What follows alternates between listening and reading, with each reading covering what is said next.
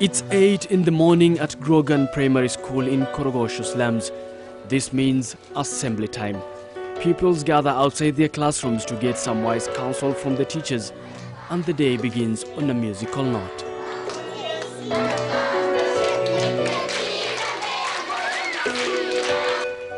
It is here that I meet a devoted teacher. Her name, Josephine. She's not a trained teacher but a social worker. On this occasion, she's having a session with pupils from the pre-unit Standard 1 and 2 classes, all at the same time and in one classroom. What are we doing, class? Times are hard here, but she's trying to make the little ones feel at home in every possible way.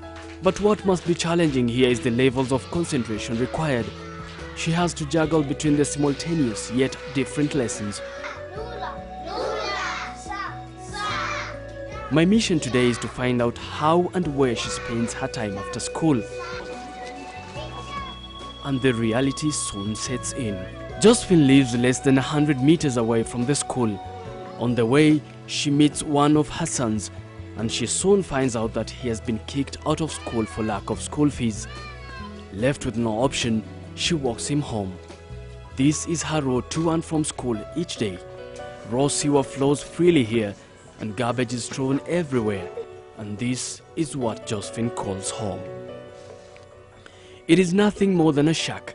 The walls have seen better days, and there's no telling how long they will survive. It is a mud house with one small door and one window. There's only one room here which she shares with her co-wife and their 12 children. Mwanzo nikiingilia hapa nilikuwa nalipa shilingi 400. Lakini kwa saizi vile zimeenda miaka nenda miaka rudi, mzee alikufa, sasa watoto wameongeza. Sasa ni shilingi 500 kwa kila room. From school she takes home only 2,000 shillings every month, with rent staring her in the face, mouths to feed and school fees to pay. Her salary is a drop in the sea. Saa zingine naweza uza kwa njugu, hata ziko hapa kwa nyumba. Saa zingine naweza letewa maleso na huyu mama aniletee niuze. Akinipa ile 50 ya juu, hiyo ndio yangu. Akiniambia niuze 300, naongeza 50 kusudi nipate ile 50 shillings yangu juu. Her children have been enrolled in different schools, and this is her reason. Moja tena kuwa pamoja. Saa zingine bomu inaweza kufa, mtakufa wote mkiwa pamoja. Sasa niliona afadhali wengine wasomee kando na mimi nisome na wale wengine hao wadogo wadogo.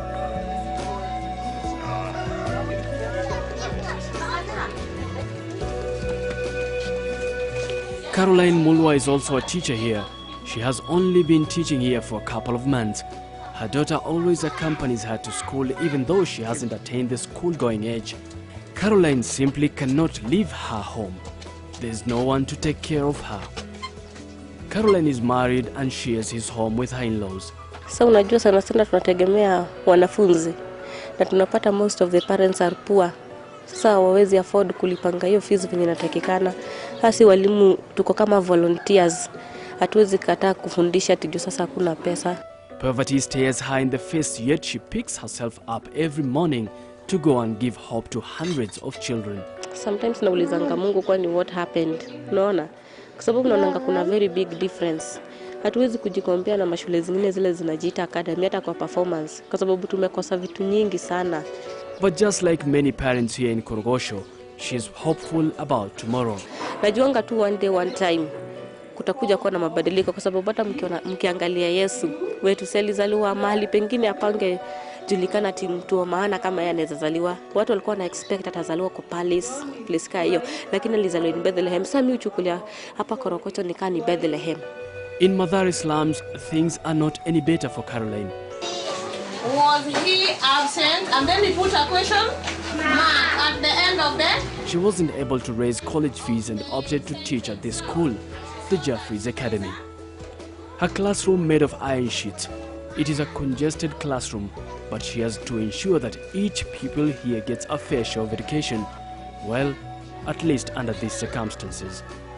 The road to her home is not any less treacherous.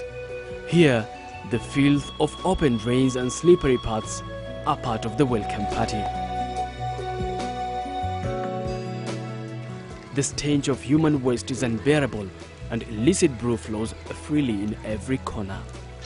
Believe it or not, she shares this single room with her married sister. The room is divided into two by a makeshift curtain. She has to wait for her sister and brother-in-law to go to bed before she can rest for the night. How I cope, I think I've been used to this kind of environment because I was born here, and any life is just as usual. But staying here comes with responsibilities, and it is always down to money. It has to be divided equally because we need to eat, rent has to be paid. We also have some kids in the house. They need to be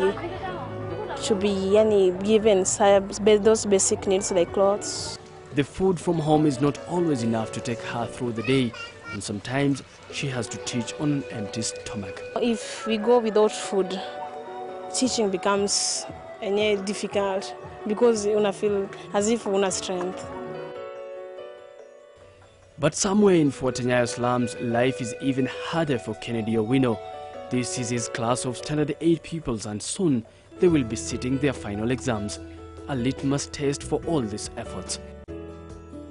His home is just 150 meters from here, but the maze and the sheer number of corners and shacks on the way make you think that the distance is no less than 2 kilometers. He finally gets home, but his door is locked and he doesn't have an extra key. He leaves us standing at the door and comes back minutes later, accompanied by another man. When the door is opened, total darkness. It is daylight, but he has to light this tin lamp. There's a single mattress, 2 blankets, 2 sufurias, maybe 3 or 4 plates, a knife and a small stove. I soon learned that the 2 occupants of this one-room house are cousins, and this is all they own. Every lunch hour they share a meal, and on this day it is not much, but then this is just the way it always is. It doesn't surprise us now that teachers like him will find it useless to teach a subject like home science, where you have to emphasize the importance of a balanced diet. Really, 3,000 cannot cater for all those ones, but only rent can take about 1,500 as far as these residents are concerned. In terms of food security, that one will consume a lot as far as the economy of Kenya is concerned. Also, it's also very high. Sharing a bed and lack of privacy must surely be taking a toll on the teacher. Niko na hiyo passion ya kufundisha, hata kumpea mtoto mawaidha hata kulingana na masomo. Regardless, kulingana na vile atakuwa in future. It is easy to inspire others to become like you, and it is even easier when your life is inspiring so that others can emulate you. But what if the person who is supposed to be the role model is living in such squalor? Harith Salim, NTV.